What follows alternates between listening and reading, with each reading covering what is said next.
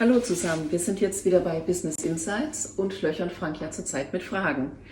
Die nächste Frage von mir wäre, was passiert mit denen, die es versäumen, in BPI zu investieren? Genau, sowas passiert mit denen, die es versäumen, in Business Process Intelligence zu investieren. Jede Firma hat ja eine IT und jede Firma hat ja auch Prozesse. Ja? Diese Prozesse sind nur nicht sichtbar oder auch nicht modelliert oder auch nicht greifbar irgendwo. Die sind irgendwo in den Köpfen der Menschen und so weiter und so fort. So, also wer betreibt jetzt diese IT? Entweder gibt es interne IT-Angestellte und gibt es meistens eben auch IT-Dienstleister, die sozusagen Software oder Betrieb, Rechenzentrum oder betreiben sozusagen. Und also welche Firma jetzt eben ihre eigenen Prozesse im Unklaren lässt, nicht dokumentiert, ja, die hat natürlich mehrere Probleme. Zum einen hat sie das Problem, dass sie sich abhängig gemacht hat von seinen eigenen Dienstleistern und auch immer abhängig bleiben wird irgendwo auch, weil wie soll man denn jemals den Dienstleister ergänzen, wechseln oder sonst irgendwas, wenn man nicht seine eigenen Prozesse kennt, wenn der Dienstleister die Prozesse besser kennt als man selber und im Grunde genommen mehr oder weniger jeden Preis verlangen kann. Ja? Also um die Kontrolle über seine eigenen Prozesse, über seine eigene IT zurückzugewinnen, ist es unumgänglich, in Business Process Intelligence zu investieren. Also das würde ich als Management als Top-Priorität machen. Oder was heißt würde? Ich habe es ja natürlich bei unserer Firma gemacht, ja, obwohl wir noch vergleichsweise vielleicht nicht die größte Firma sind. So, also das Argument, wir sind zu klein, das kann ich auch nicht gelten lassen, weil wir haben das von Anfang an gemacht. Auch bei der Gründung schon.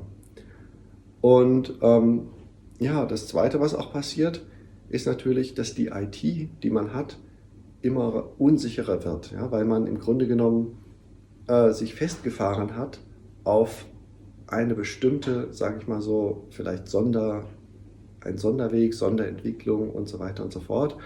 Und je mehr gesetzliche Änderungen kommen, je mehr solche Software-Teile nicht mehr gewartet werden und so weiter, desto instabiler werden die natürlich mit der Zeit. Das heißt, im Grunde genommen hat man den Pfad verlassen, mit dessen Hilfe man seine eigene IT renovieren kann und immer wieder aktuell halten kann. Denn dazu braucht man letzten Endes Business Process Intelligence.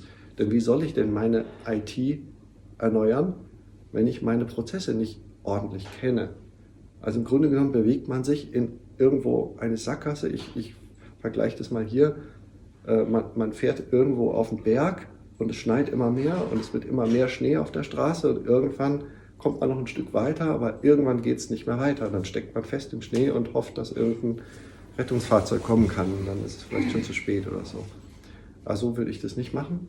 Ich würde immer von Anfang an in Business Process Intelligence investieren, um einen gesamten Überblick zu bekommen der Straßen, wo man gerade ist, wie die Schneeverhältnisse sind. Also ihr wisst schon den Vergleich, was ich meine. Ja?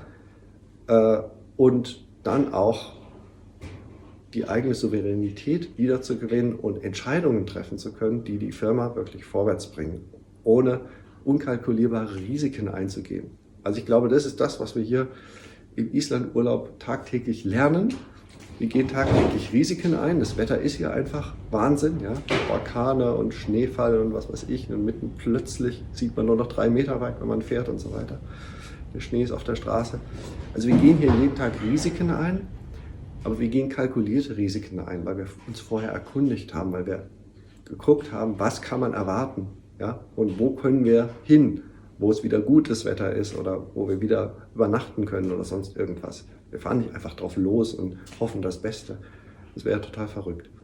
Und so genauso ist es mit BPI. BPI bedeutet, die Risiken, die man in der eigenen Firma hat, in den Griff kriegen, kalkulierbar machen und gestaltbar machen, sodass man vorwärts kommt. Und also deswegen würde ich sagen, wir haben hier bei jeder Fahrt, die wir hier gemacht haben, immer mindestens 3 oder 4 Autos gesehen, die im Straßengraben gelandet sind, die dann nicht mehr rauskommen, eingeschneit sind und so weiter. Also das ist ein gutes Beispiel für das, was mit Firmen passiert, die nicht in Business Process Intelligence investieren. Gut, manche, die können sich vielleicht noch durchschlängeln, aber die Risiken wachsen und von daher würde ich sie mal als Top-Priorität machen. Vielen Dank.